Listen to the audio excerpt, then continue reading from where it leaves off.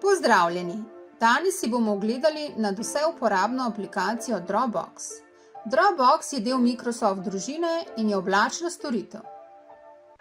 Namenjena je posredovanju poljubnih vsebin, deljenju z različnimi e-poštnimi prejemniki ali pa nam preprosto služi kot mesto shranjevanja za vse naše datoteke. V naš spletni brskalnik Google Chrome vnesimo torej iskalni kriterij www.dropbox.com.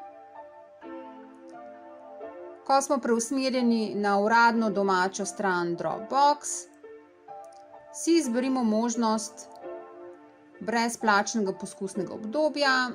Kot lahko vidimo, imamo možnost izbire med različnimi možnostmi, ki se razlikujejo v ceni in v količini prenosa podatkov. Pričnimo torej z registracijskim postopkom, vnesimo naše ime in priimek ter veljavni e-poštni naslov, s katerim se pridružujemo aplikaciji, ter geslo. Spodaj si še izberemo torej ali standardno ali napredno različico.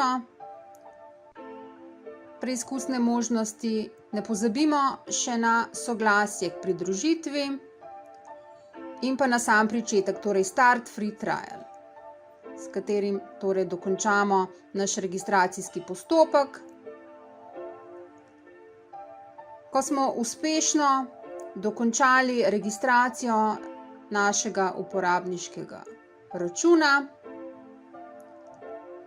lahko pričnemo z raziskovanjem in ogledom leve menijske vrstice. Na zavihku Vse datoteke lahko vidimo vse naše mape, vsebine, datoteke, ki smo jih ustvarili. Na zavihku Deljeno si lahko ogledamo deljene vsebine ali pa preprosto ustvarimo mapo za deljenje.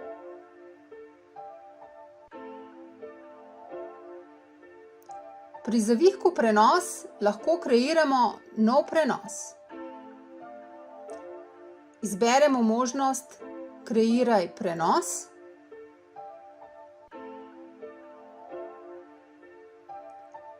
in dodamo želene datoteke, ki bi jih radi poslali izbranemu prejemniku. Izbiro potrdimo. Izberemo možnost Kreiraj prenos.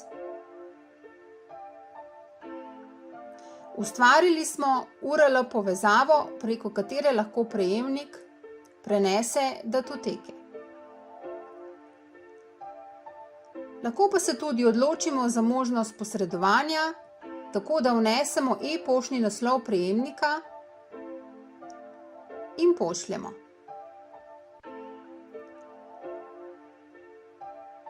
Odločimo se lahko tudi za ponovno izbiro prenosa.